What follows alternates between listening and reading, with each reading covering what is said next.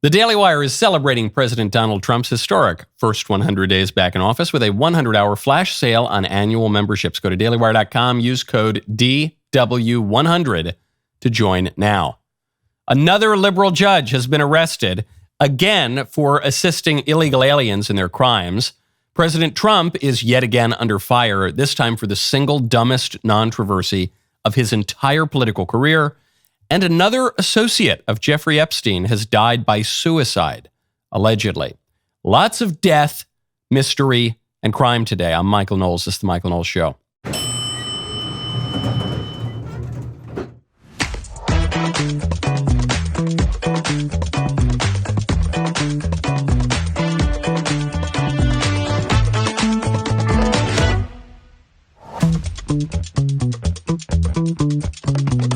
Welcome back to the show. A new study out showing that politicians are more vulgar and profane than ever. Not on this show, though. We don't go blue on this show as a rule, okay?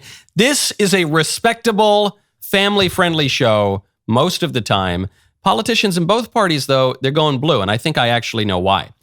First, though, speaking of our wonderful country, I want to tell you about Allegiance Flag Supply. You got to go to showallegiance.com, use promo code Knowles. With Memorial Day right around the corner, what will you be flying?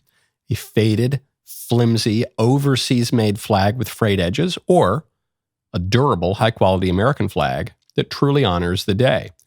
A flag that was hand-sewn right in Charleston, South Carolina by true patriots who love this country. That's right, I'm talking about Allegiance flag. I have it right here, actually. Look at that beautiful Allegiance flag from Allegiance Flag Supply. Now, I, for one, will proudly have my Allegiance flag, and you should have yours because there's still time to get it before Memorial Day.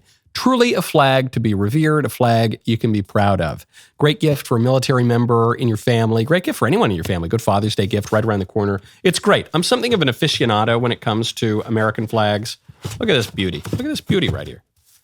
It's a nice flag. Very, very high quality. You will not find handcrafted Allegiance flags in a big box store. The only way to get it is go to showallegiance.com right now. Use promo code Knowles, get free shipping. Order yours today. May is their busiest month. Make sure you get it in time. Showallegiance.com, promo code Knowles for American flags made the American way. The FBI has arrested Judge Hannah Dugan, Wisconsin judge. She's a judge out of Milwaukee. She's been arrested on charges of obstruction because this judge allegedly got an illegal alien off the hook as the illegal alien was about to be arrested last week. According to Kash Patel, FBI director, quote, "We believe Judge Dugan intentionally misdirected federal agents away from the subject to be arrested in her courthouse, Eduardo Flores Ruiz, allowing the subject, an illegal alien, to evade arrest." I know this is confusing because it sounds like I'm just repeating the story I told you last week. That isn't true. Last week, a judge and his wife were arrested for housing illegal alien gang members, that is to say, domestic terrorists, well, I guess foreign terrorists who are now domestic because they've crossed into our country illegally, in their homes. That's a totally different case. In this case, there's a judge who had an illegal alien, clearly guilty, dead to rights. And this judge, as the guy's about to be arrested, the judge basically lets him out the back door, which is a crime. Now, we have to say allegedly. We don't know that the judge actually did it. You know, everyone's entitled to due process. However, this judge appears to have rather left-wing sympathies. You can see the judge wearing a mask in some photo that's going around virally now. In 2019, another judge, Massachusetts Judge Shelley Richmond Joseph, was charged with obstruction of justice for doing the same exact thing after helping an illegal migrant avoid ICE in her building. She was then suspended for 3 years, and then charges were dropped by Joe Biden. So if you're a judge, if you're a liberal judge today, you could see why you'd be tempted to open up the back door, let the illegal out before law enforcement comes in to arrest him. Because you say, well, the last regime let judges get away with this kind of thing. Well, there's a new sheriff in town. So no, if you do that, you're committing a crime, and now finally you're going to be held accountable for your crime. And the libs are losing their minds on this. They're saying they're arresting judges. I saw all these liberal accounts, Aaron Rupar, all these people. The Trump administration, they're arresting judges. First of all, it was not so long ago that the liberals were trying to murder judges. Do you remember a few years ago when the then Senate Majority Leader Chuck Schumer walked in front of the Supreme Court, said, "We're coming for you, Justice Kavanaugh. We're coming for you, Justice Gorsuch. You've unleashed the whirlwind. You're going to reap the results." And then shortly thereafter, a leftist traveled from California to Washington, D.C. to murder Justice Kavanaugh at his home, possibly murder his entire family, and threatened all these other justices. Alito had to move out of his house. You remember that? So not so long ago, the left was celebrating the possibility of murdering federal judges. Seems like arresting a judge would be relatively modest in comparison. But it was also not so long ago that the libs were saying no one is above the law, remember? Remember when the libs were arresting Donald Trump multiple times over nothing, arresting Trump for having some documents in his home. Joe Biden had more documents in less secure areas of his home. Joe Biden got off the hook without question. Donald Trump needs to have his home raided. He needs to be arrested. He needs to be prosecuted 4 times for various controversies. That was totally fine. That was not a threat to the rule of law. But arresting judges for clearly committing crimes, harboring terrorists in their homes, and obstructing law enforcement, that's somehow beyond the pale. It doesn't make a lot of sense to me. They're arresting judges now. Right. And we're going to arrest a lot more judges if the judges keep committing crimes. So, word to the wise, judges, cut it out. Keep the doors locked. Now, the biggest controversy that I have ever seen in Donald Trump's entire political career, and there have been a lot of them, occurred at the Pope's funeral. I mean, there are going to be a lot of funeral events, and there's going to be a lot of public mourning for Pope Francis. Trump flew in for it, and the libs are up in arms because Donald Trump wore a blue suit with a blue tie. You can see Melania wearing a beautiful mantilla, black, and Trump is wearing blue. And the libs lose their mind on it. Here's the New York Times. Trump's blue suit at Pope's funeral draws attention. President Trump's choice stood out in a sea of world leaders and famous faces who were dressed in customary black. Now, I'm looking at the picture, even the picture the New York Times is using. And it's true, his suit's a little bit lighter than the others. The guy behind him is wearing a navy blue suit. The guy a few rows behind him is wearing a blue shirt, looks like. Guy right behind him is wearing, like straight back behind him, behind the guy in the turban there, is wearing a rather bright blue tie. There's a red tie over here. There's another red tie. But then, the way you know this is the most ridiculous controversy, the biggest fake news story ever involving Trump. Forget about Russia. Forget about the phone call to Ukraine. Forget about January 6th. Forget about all this nonsense. The way you can just, I'm so grateful for this story because it shows you not to have any faith in the establishment media. Joe Biden wore basically the same suit to the Pope's funeral. Analogous role, 2 presidents, one Republican, one Democrat. Same event, same suit. Trump's was maybe a smidge lighter in color. They were both blue suits, both with blue ties. And no one wrote about Biden's suit. And everyone wrote about Trump's suit and the great faux pas of wearing a blue suit. It's an admission, an implicit admission from the New York Times, from the establishment media generally. They don't care for the truth. They don't care for objectivity. You could not have a more perfect comparison. And when Biden does it, it's fine because Biden's a Democrat. When Trump does it, it's not fine because he's Trump. One final point on this. I wear black to funerals. I think it is good to wear black to funerals. I think you should wear black to funerals. I have heard from liberals for like 20 years now or more or I think longer actually, that it is passé, it is outdated to wear black to funerals. That these days you can wear blue or any color really, you don't have to do it anymore. Not one single liberal who is criticizing Trump for wearing a blue suit to the Pope's funeral actually wears black to funerals. It is so deeply disingenuous. And if they want to defend themselves, show me the article about the great offense that Joe Biden wore the blue suit. You're not going to find it. Now, turning from alleged fashion crimes to actual crimes, one of Jeffrey Epstein's most prominent associates and accusers has just killed herself, allegedly. This is Virginia Giuffre. She was certainly the most famous of Jeffrey Epstein's girls, a young girl when she started working with him, alleges that he and Ghislaine Maxwell made her sleep with all sorts of rich, powerful guys. And Ghislaine Maxwell is in jail in large part because of this woman's testimony. She allegedly killed herself. And people are skeptical of this because she sent out a tweet back in 2019. She said, "I'm making it publicly known that in no way, shape, or form am I suicidal. I have made this known to my therapist and general practitioner. If something happens to me in the sake of my family," yes, she meant for the sake of my family, "do not let this go away and help me to protect them. Too many evil people want to see me quieted." Then she kills herself. People on the internet are saying, well, this is evidence. It's just like Jeffrey Epstein. He didn't kill himself and she didn't kill herself either. Here are just the facts. This woman, Virginia Giuffre, took legal action against Epstein a decade ago, back in 2015, back when very few of us were even talking about the Jeffrey Epstein story, even though there was stuff bubbling out there about it. The establishment media weren't touching it. Virginia Giuffre takes legal action against him.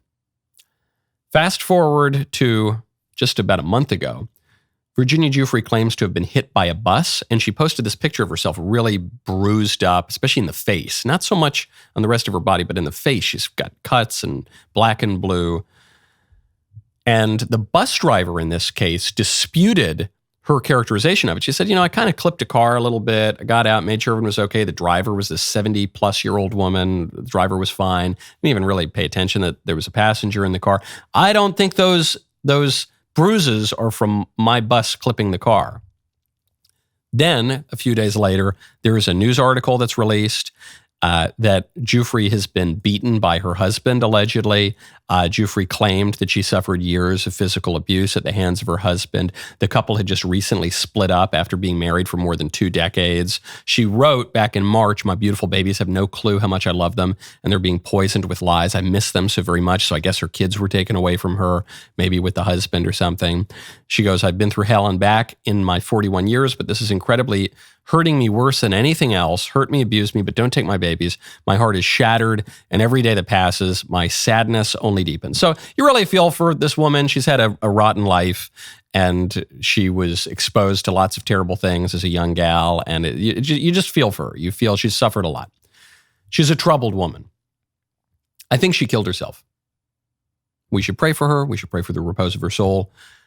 I think she killed herself. I think if you examine the evidence, there's no reason that the people who want to shut up the Epstein story would have killed her now. They would have killed her in 2015. For 10 years, she's been spilling the beans. Ghislaine Maxwell is in prison because of this woman. So if they were going to get her, she's kind of spilled it all. There's really not much reason to get her now. On top of that, she said she wouldn't kill herself, but that was a while ago. That was 6 years ago. A lot can change. Like your husband, who you're accusing of beating you, leaves you and takes your kids. You say, "My heart's broken. This is the worst pain I've ever gone through. My heart is shattered." She posted after this bus crash that allegedly left her with the bruises, though it might have been the husband who left her with the bruises. It might have been something else. She says, "I only have 4 days to live." I think she killed herself. I'm not saying Jeffrey Epstein killed himself. I'm saying that I think she killed herself.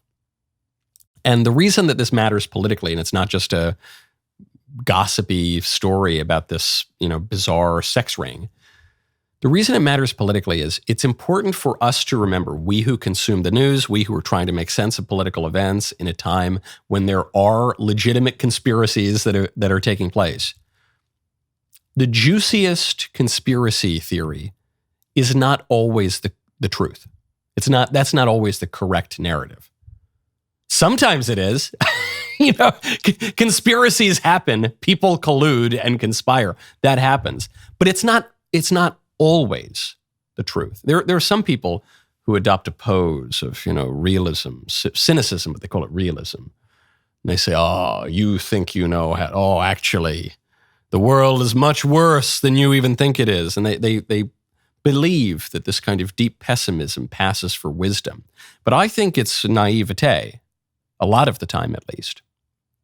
The evidence here to me is a troubled woman who lived a really rough life killed herself, probably.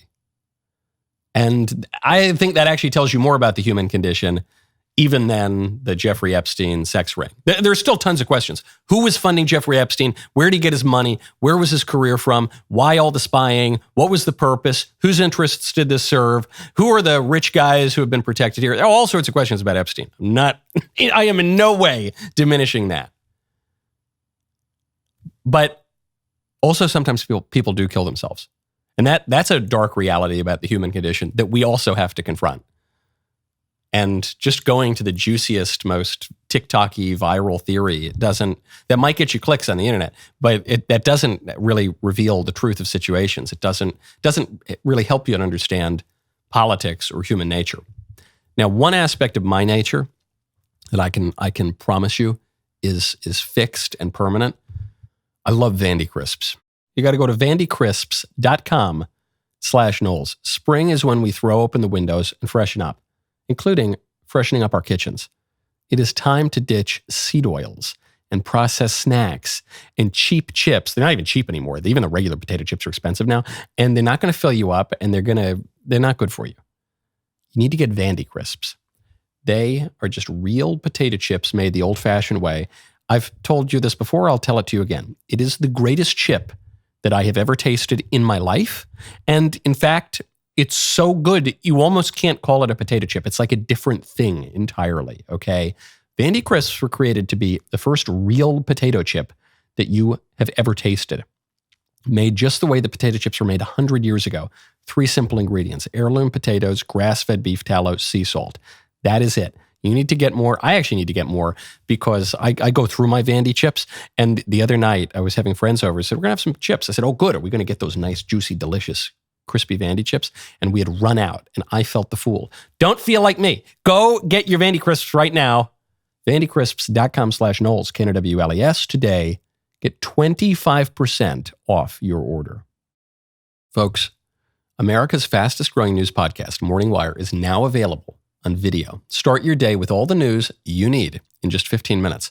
Watch on DailyWire Plus, YouTube, and Spotify, or listen wherever you get your podcasts. Speaking of weird sex stuff, there is a Republican candidate for Lieutenant Governor of Virginia. He is a self-identified gay guy.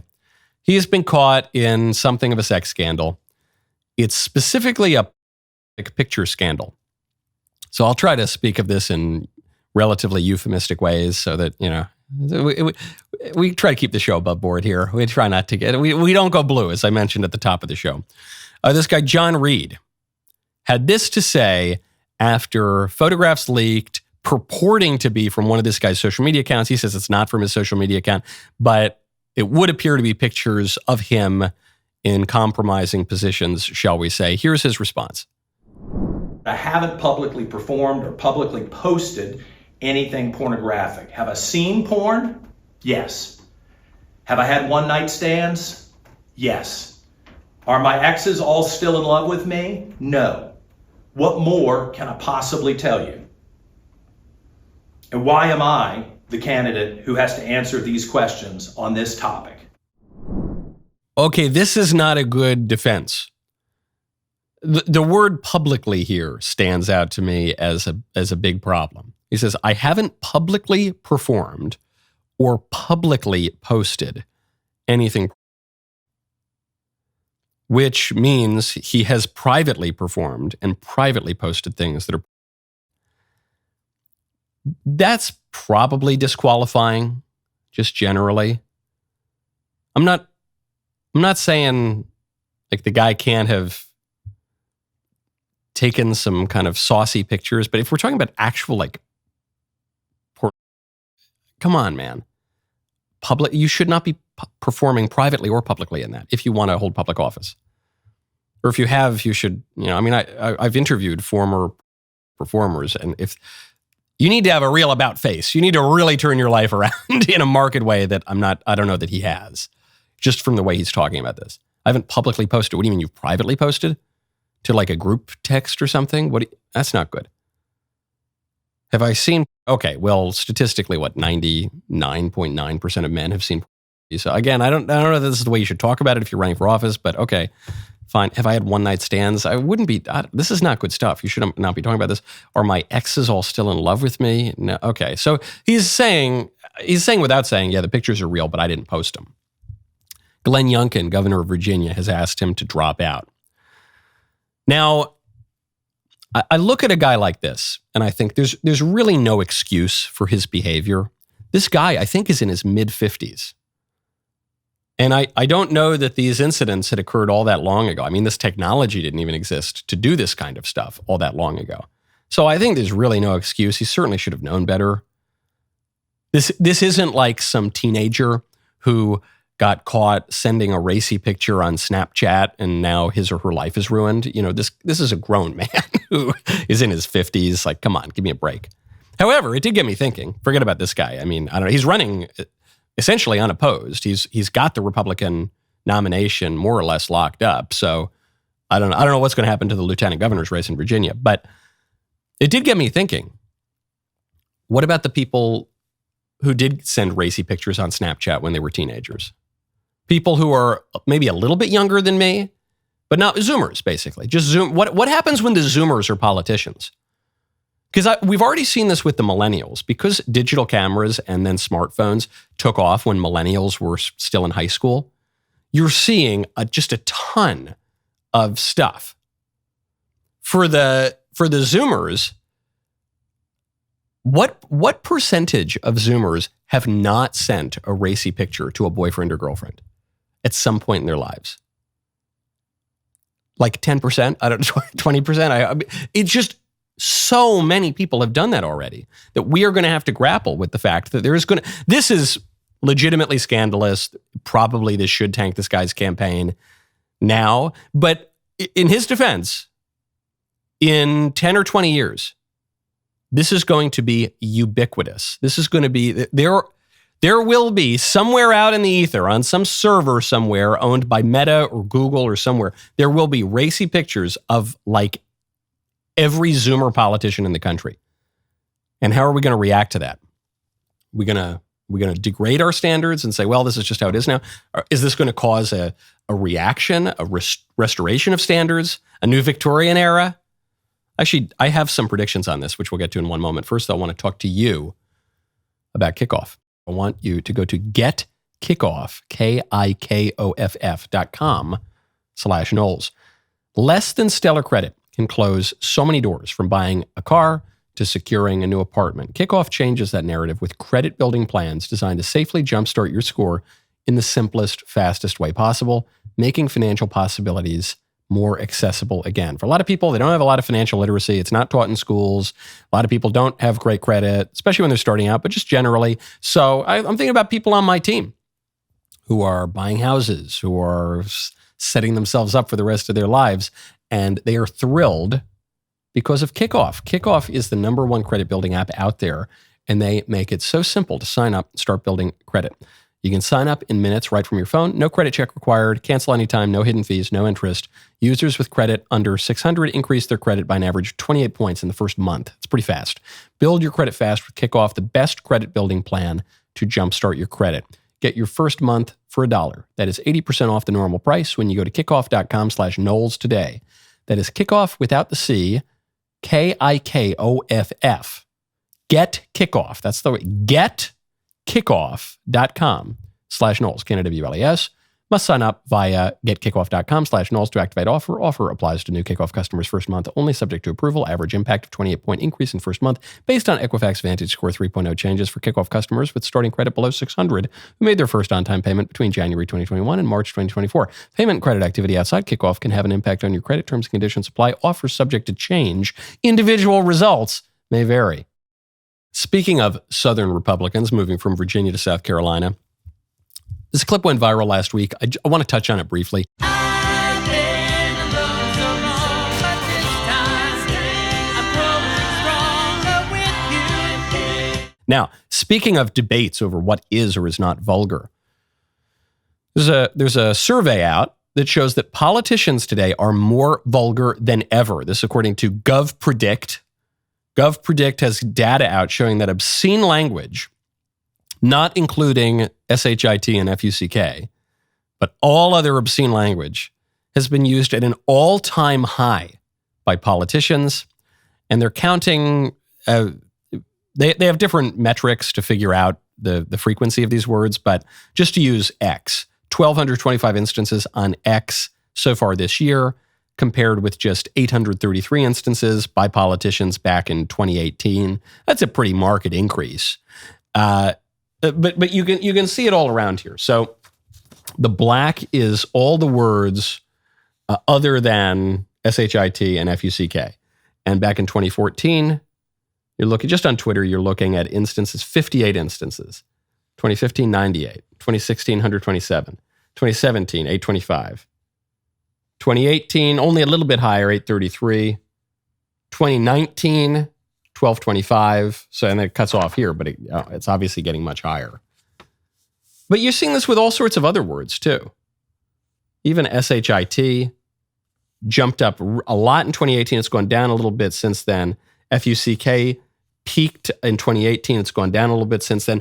And that actually backs up my thesis on all of this. Some people are going to look at this and say, oh no, the West is doomed. It's all decay from here. And we're just going to get more and more vulgar and more obscene. And there's no way to stop it. And there's no end in sight. I don't think so.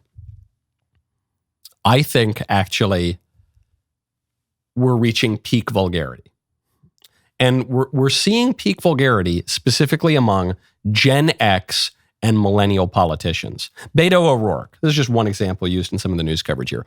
Beto O'Rourke, who, remember him? He ran for Senate, lost to Ted Cruz, ran for president, lost to everyone, he kept just trying to run for office and he kept losing. He was asked by reporters what Trump would do in response to a mass shooting back in 2020. He said, he's been calling Mexican immigrants rapists and criminals, members of the press, what the F? But he said the real word, what the F?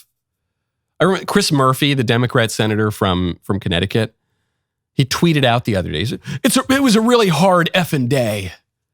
I want to hear this from you. You're a man. Shut up. Don't whine about your day. It's womanish. It's fine when you want women to behave like women, but when men behave like women, that's not womanly, that's womanish. What are you doing? I don't want you to be vulgar, period. It's really hard effing day. What the F?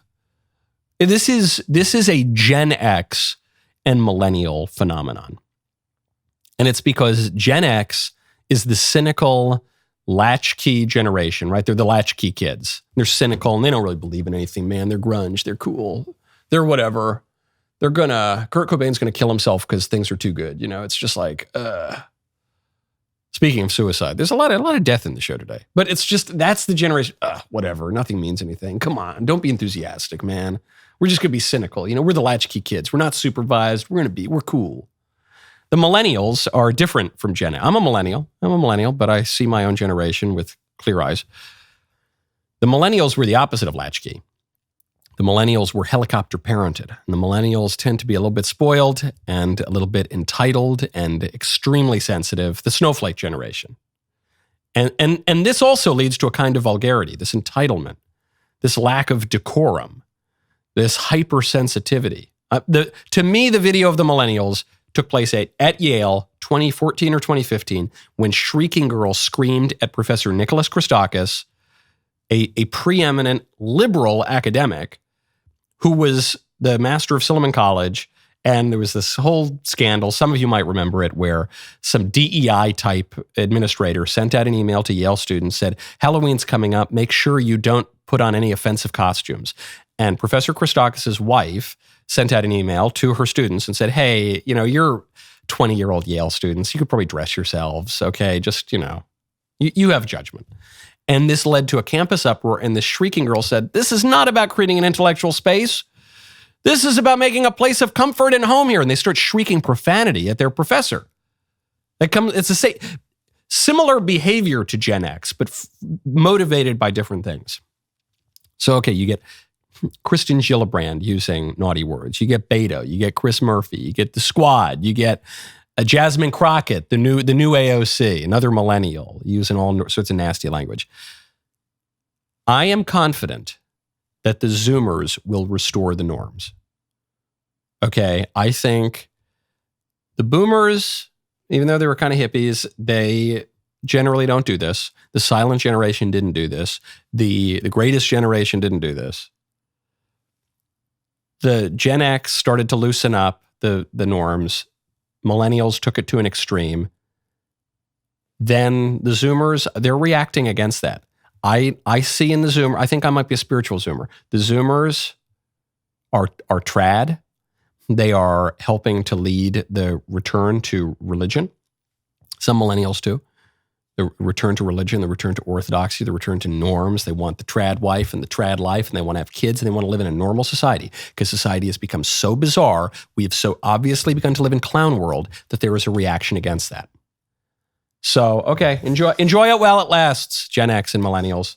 You can even see, you really can see it, not with all of the other words, but especially with SHIT and FUCK. I'm just even noticing this now after I had formed my thesis, so I'm glad it affirms it. You're seeing it. It's beginning to decrease. The Zoomers might well be the new Victorians. That will be a surprise to some of them, but I think it's true. I think it's true, man.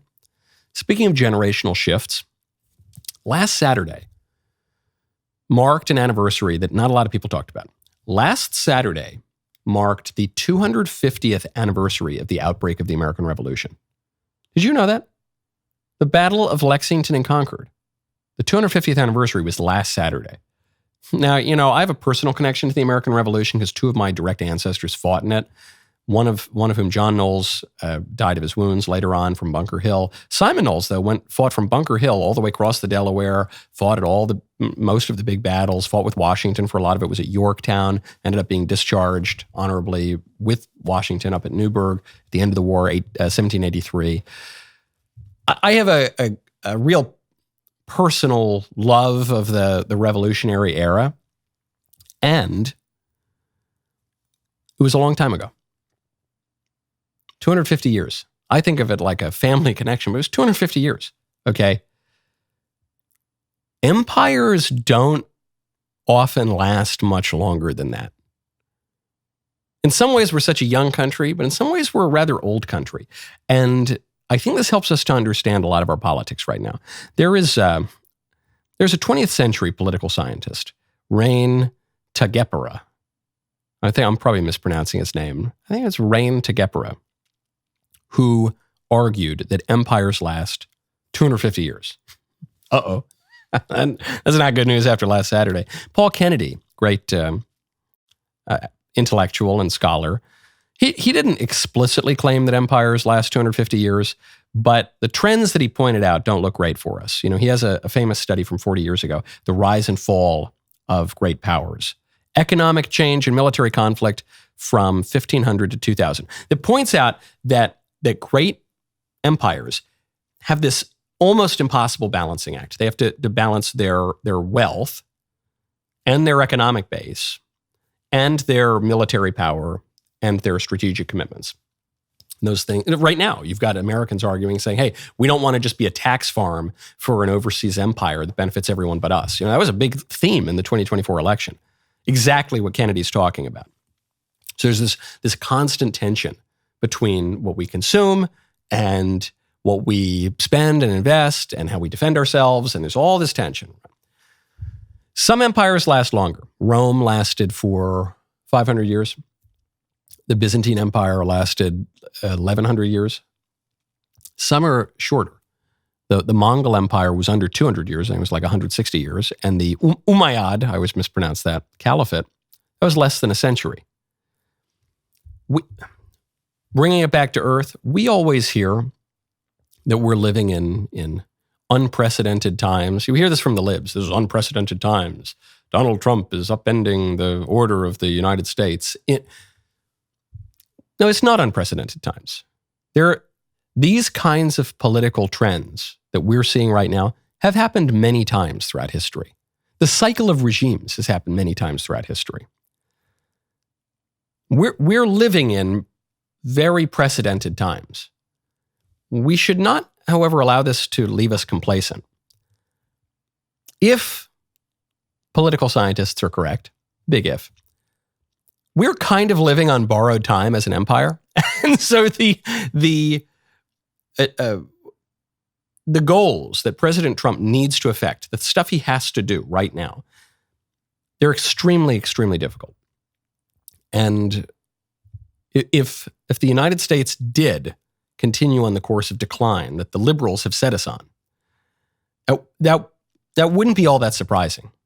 It would be the more surprising thing would be if President Trump can manage to succeed at making America great again. If anybody can do it, he can do it. The guy is a world historic figure, but don't just look at the Trump presidency in the vacuum of the last 3 or 4 presidencies.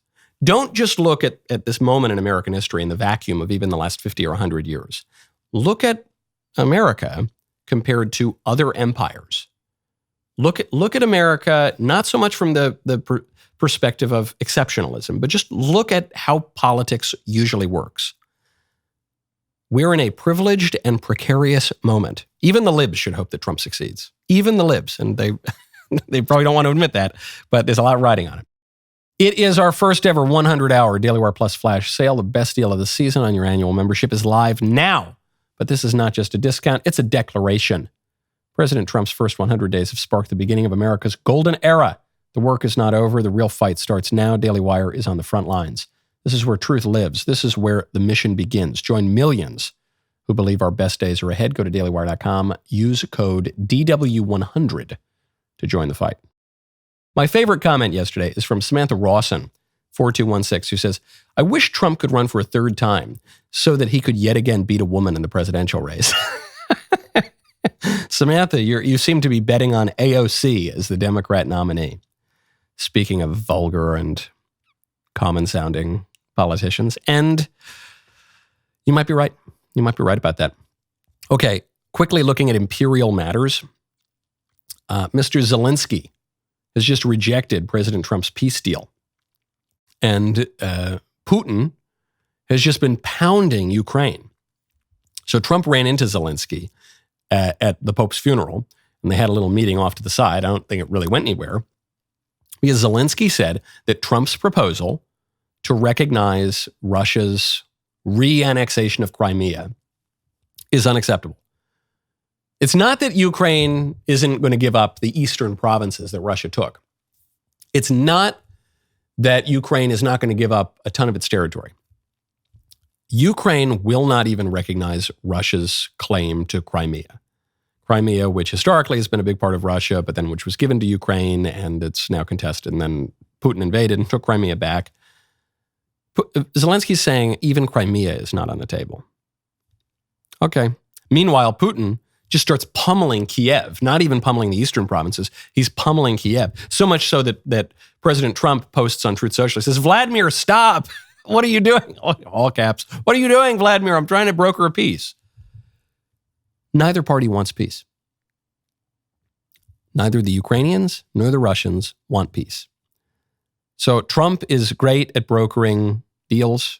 He's a master of the art of the deal. But if neither party in this conflict wants peace, I guess it's just going to keep going on. Both sides are so deeply dug in. Neither has insinuated at all that he would accept a peace deal. At a certain point, Trump probably has to make good on his threat to just walk away from the negotiating table. Okay, keep pummeling each other some more.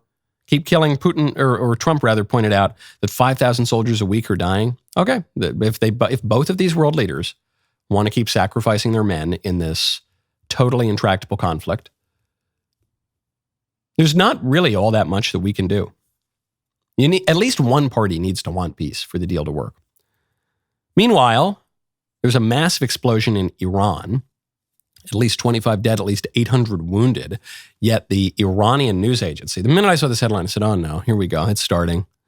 Either we bombed Iran, or Israel bombed Iran, or somebody bombed Iran. Saudi, I don't know who bombed Iran. But, oh no, here we go, we're going to get a war in Iran.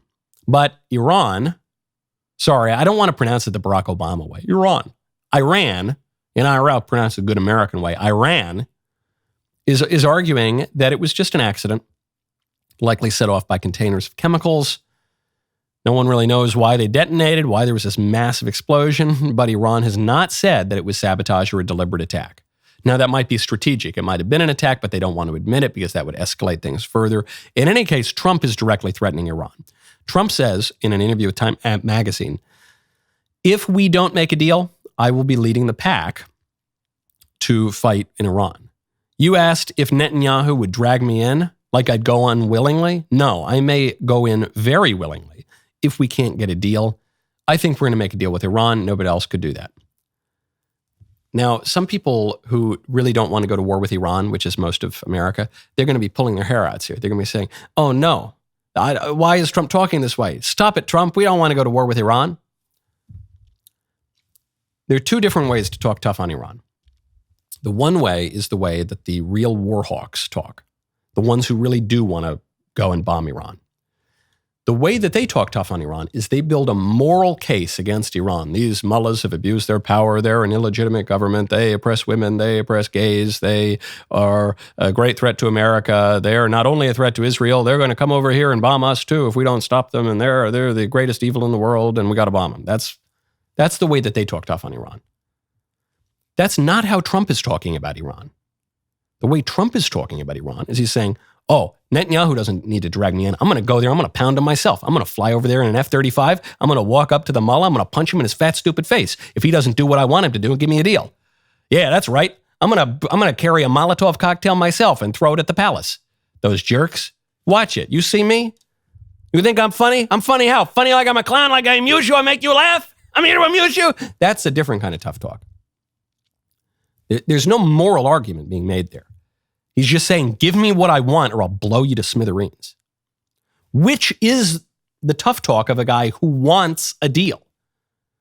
When you build the moral argument against the mullahs, they're illegitimate, they're oppressing their people, then you're actually boxing yourself into a corner where you need regime change. Because you're saying the only moral thing to do is have regime change. You're building the case to facilitate war. Here, Trump is building a case to facilitate peace. Not one moral argument in his speech here.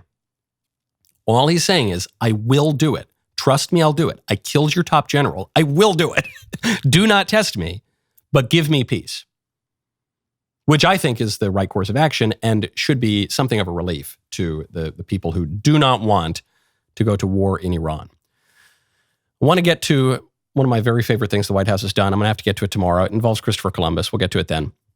Because I have to mention today a clip going around from CBS News. Tony DeCouple. We were talking about a little weird matters of the heart, weird sex stuff earlier today, Jeffrey Epstein and all the rest of it. Bill Belichick, the greatest coach in the history of football, just did an interview on CBS that hinged a little bit on his 24-year-old girlfriend. Bill Belichick is something like 73 years old. The girlfriend is 24. It's raised some eyebrows. And the girlfriend decided to sit in the room for the interview and actually interrupt when Bill Belichick was getting questions she didn't like. Here's just a little clip from Tony conducting the interview. Jordan was a constant presence during our interview. You have Jordan right over there. Everybody in the world seems to be following this relationship. They've got an opinion about your private life. It's got nothing to do with them, but they're invested in it. How do you deal with that? Never been too worried about what everybody else thinks. Just try to do what I feel like is best for me and what's right. How did you guys meet? Not talking about this. No? No. It's a topic neither one of them is comfortable commenting on. Okay. But by the way, the interview was more than fair. Tony did a fabulous job here. He doesn't hit it too hard. He says, but you know what he's really interested in is touchdowns and stuff. So it's not like it was this was not a gotcha question. Okay. If you're a 73-year-old guy and your 24-year-old girlfriend insists on sitting 8 feet away from a network news interview that's taking place, expect a question or two about it. And then this woman interrupts. Says, we're not talking about this. No. Poor Bill Belichick there. You feel bad for Bill Belichick. And I took a note to myself. If by some chance I ever become the greatest coach in the history of the NFL, I need to resist the temptation to date a 24-year-old girl. These interviews, this is really the whole story of Bill Belichick's saga, where they don't want to talk about how they met, and it's a little sus, and the whole thing's a little dubious. It's a reminder that you can't escape the moral order. You can't escape it. You think once you're rich and famous and established enough and people like you enough that you can take some shortcuts.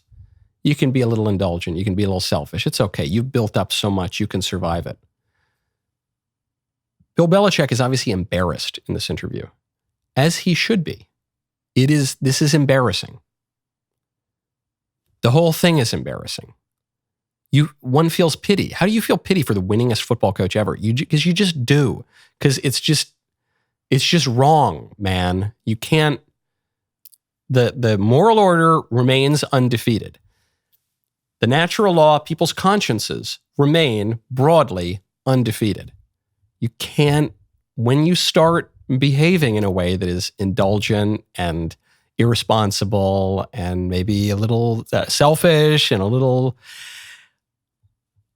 degen, a little touch of degen, I don't care how many football games you won. I don't care how rich you are. I don't care how much goodwill you have. You're going to look bad. Okay? And you can have the nicest, most accommodating interviewer asking you the nicest questions about it. It's not a good look, man. Not a good. Is it worth it? Is it worth it? No. Even the most hardened, cynical dudes, the grizzled old misogynist out there saying, I think it's worth it for that hot young thing. No, you don't believe that. Not worth it. Not worth it. Your integrity and your virtue are worth more. Okay. It's Music Monday. The rest of the show continues now. You don't want to miss it. Become a member. Use code Knowles, Canada, WLES at checkout for 2 months free on all annual plans.